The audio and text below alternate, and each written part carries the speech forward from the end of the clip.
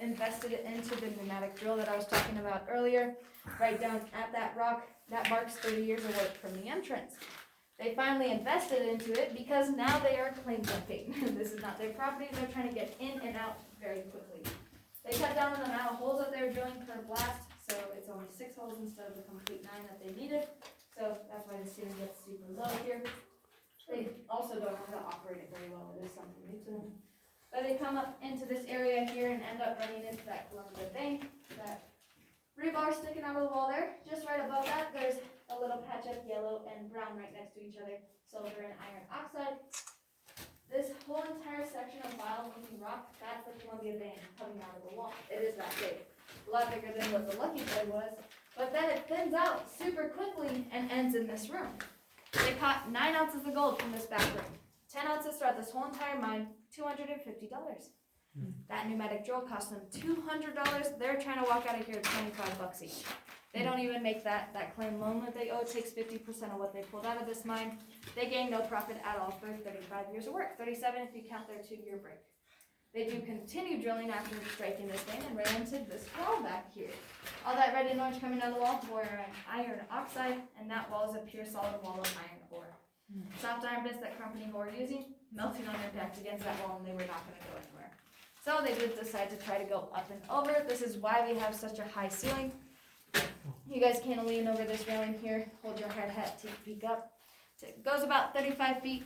And so, essentially, these guys are sick and tired of not finding any more gold, and they didn't want to follow a wall that might go all the way up to the surface, which it does. We do have that spoiler. We're 287 feet from the surface all the way to this back room, so that is just a huge wall of iron ore. Now, if they were to follow this up to the surface, they would have been caught for claim jumping. Claim jumping is a very serious offense back then, still is today. Back then, if you were caught claim jumping on someone else's property, they could take you by rope and tree and steal your mine. Today, you can still be shot on sight in the state of South Dakota. It is completely legal, so welcome to the Black Hills. Now, after trying to go up and over, these guys go in the only direction they had left. Made it that far into the wall till Crump decides that he doesn't want to do this anymore. He signs his half of the mine back to Engel and disappears, leaving Engel with the mine. Engel doesn't know what to do. It takes 2 people to operate the pneumatic drill. He doesn't want to go hire someone else off of the street. Most likely those guys are just going to rob you blind. So he shuts down his mine. He moves down to California, starts up a new mine like he didn't learn already, and dies when he was in his late 70s. This is how that story ended. So if you guys were coming here for a motivational story on why you should start your own gold mine, this is not the mine to come to. Any questions at all?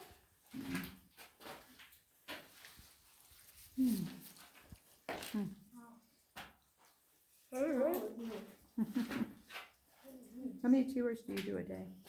Depends on how long I work and how busy it is. Yeah. Today I've been here since 9, so I've been here all day. Like every hour? Or? Basically, it has been. So I get back from a tour, and then they send me out like within the next 20 minutes. Oh, okay. When I work at 8 to 8, I maybe get like 8 tours in. And that was with multiple other tour guides too. It wasn't just the 2 of us.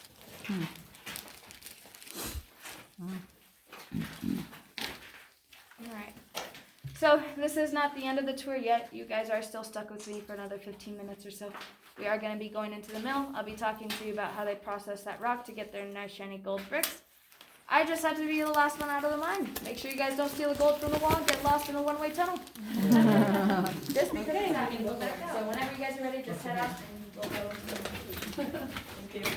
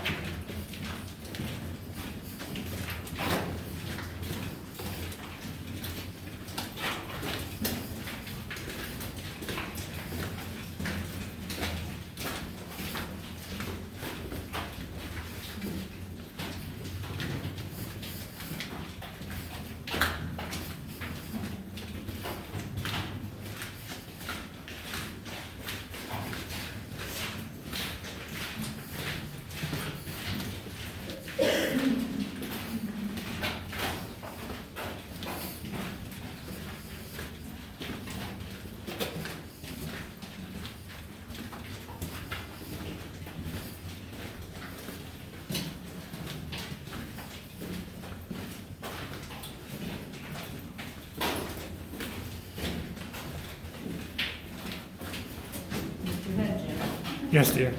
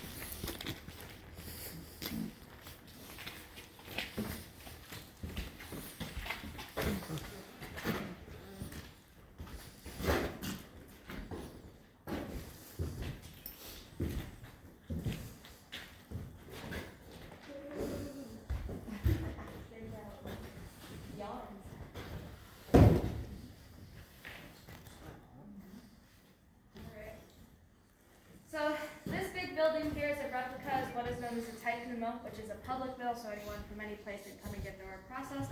And then we have the blacksmith shop and the essay office as well, all in one building here. This is also known as our museum. So I'm going to talk and explain the process of how they get their gold out of those rocks. So they would take that ore from the ore bin. This is a big giant storage container. And they would move that to the grizzly. There's a big giant grate on top of that grizzly. If the rock does not fall through that grate, then it moves its way down the ore chute to a jaw crusher or a bell crusher. This is now going to crush up that rock into finer pieces, finally moving through the grizzly. Once it gets through the grizzly, it goes down to the stamp mill, so it can be crushed up even more. Each one of those pistons there weigh 1,000 pounds each and drop once per second. This is now pulverizing that rock into a fine dust, making it easier to separate your gold from your rock. After the stamp mill goes down to the copper table there's 4 men working at this table with their bare hands, spreading liquid mercury all along this table. This is because gold is not naturally magnetic like iron is, but it sticks to mercury extremely well. What happens is it's called an alloy. So this alloy is essentially the gold is getting pulled up inside of the mercury. The only way to separate the gold and mercury is to burn the mercury off. So these guys ended up soaking mercury through their fingertips every day for hours on end. On top of that, if they found a nice sized picker of gold on this table, they would take that picker and swallow it with mercury all over their fingers. This is just because you can't get away with stealing gold just by putting it in your pocket and walking out with it. So they did end up swallowing the gold. Gold cannot be digested. I'm not going to explain any further. I think you guys know where I'm getting at. But after the copper table, they move all that sediment down to the well-free table. That's basically their giant sluice box. So there's 2 men shaking this table gently, moving all that dirt off the end of the table into the creek.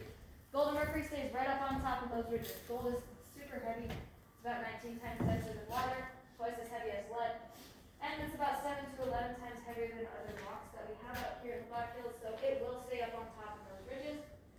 However, these guys got really good at their job. They can shake this table just enough to get that gold to inch its way off the end of the table into the creek with that mercury as well. And they can come back afterward and hand for it themselves. Throughout this whole entire process here, 10% of your gold has already been stolen from you. And it only gets worse because you take your gold and your mercury from the wealthy table and transport that back to the owner of the ore. The owner then would weigh his gold and mercury before giving it to the essay office. Now the essay office, this man's one job is to give you that shiny gold brick. All he has to do is put your gold and your mercury into the crucible there, those giant stone cups, heating it up over the furnace, melting the gold, burning off that mercury through a vent to the entire town, and now everyone has what is known as gold fever. Everyone thought mercury poisoning was gold fever. Just an obsession with gold, that you died from that obsession. Doesn't make sense. It's only partially true because mercury poisoning does start off with an obsession. These miners obsess over everything, especially the gold out here in the Black Hills.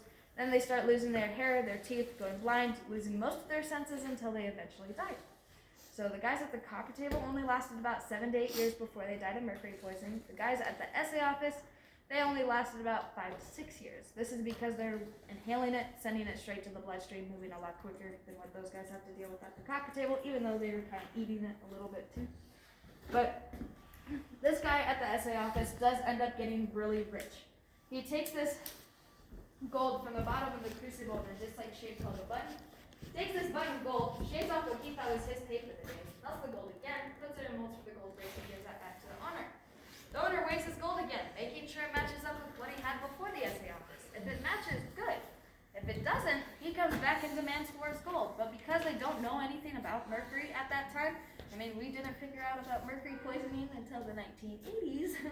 Japan figured it out in the 30s. We were a little late to the game. But these guys don't even know the difference between the weight of gold and the weight of mercury. And having this conflict, this guy can't really come up to the essay office and say, no, that's wrong, because they don't really know. So all the essay office had to say, it was the mercury burning off, and that's why it had that weight difference. This man gets rich because he's stealing gold right out of your pocket and still getting paid for his job, but he does die within 5 to 6 years of having mercury poisoning. He most likely has his kids running around the shop too, so they also die of mercury poisoning. He ends up with a really rich widow. I'm sure she caught on at some point and just started marrying the essay guy every 6 years or so. And just became the true definition of a gold digger, right? For a troy ounce of gold, how long do they have to dig? Or how much do they have to dig? Huh? From where? 'Cause From- it depends on, from this mine, Yeah. it would take them a while. I mean, it took them 35 years to get 10 ounces. Okay. Troy ounce is 32 grams, so.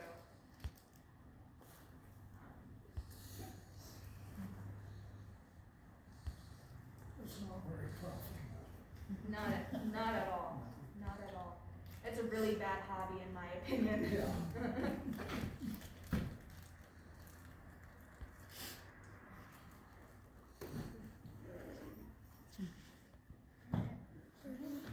Any questions about milling process, anything in this room?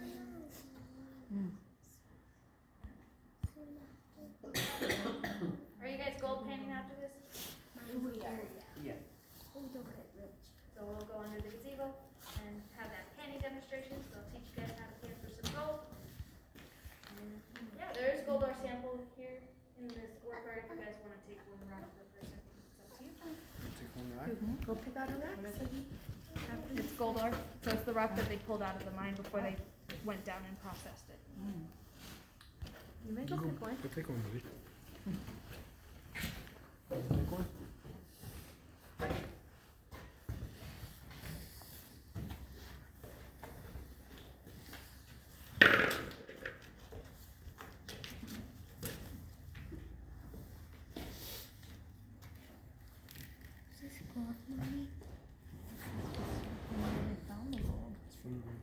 You're gonna get rich now. I'll move under the gazebo.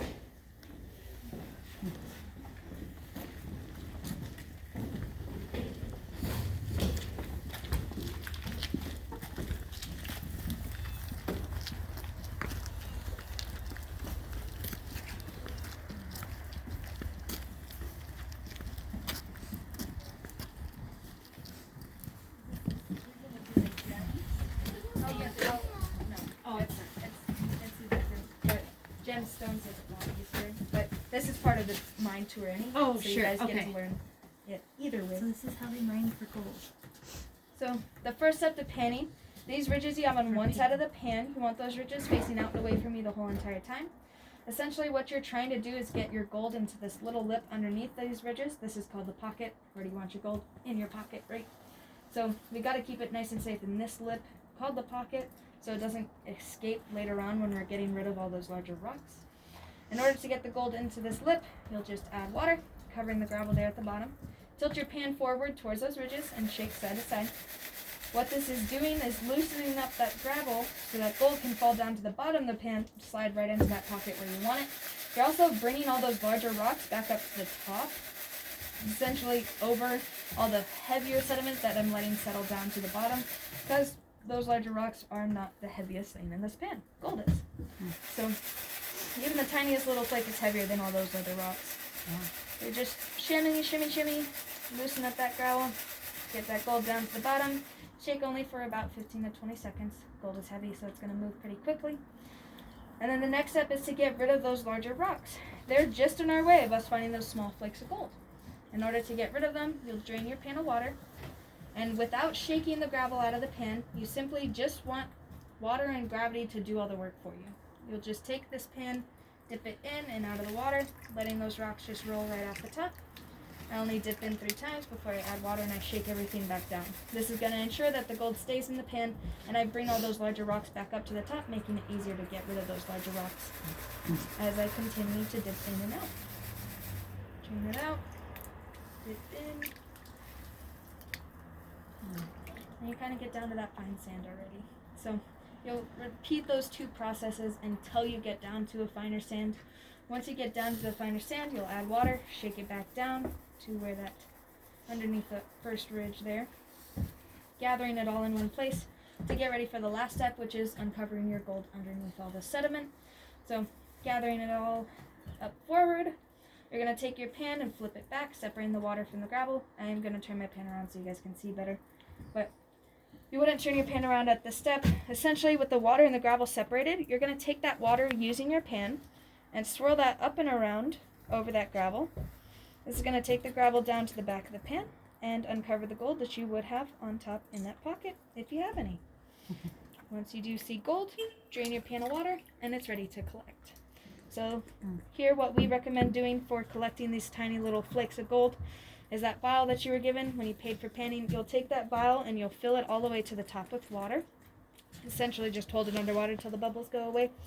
All the way to the very rim, you're going to take a dry finger, poke your gold, putting it on your finger here, and then you'd poke the top of the vial full of water. It should sink straight down to the bottom in less than a second, just like those flakes did there.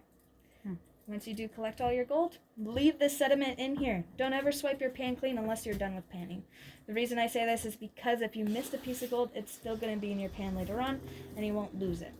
So at this point here, after I've collected my gold essentially, I would just take a shovel, start away from you, straight all the way down and up to the other side, adding more gravel, continuing to pan for as long as you'd like.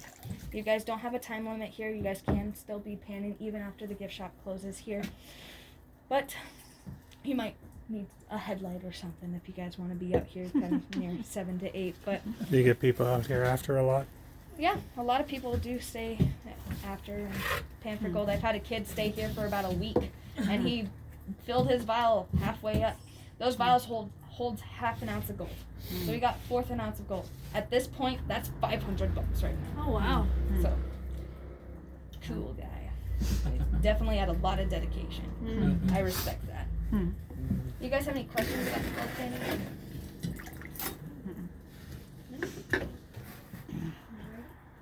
We'll move our hard hats back into the hard hat room. There's a big black bucket inside of the hard hat room. If you guys would just go ahead and put those in there.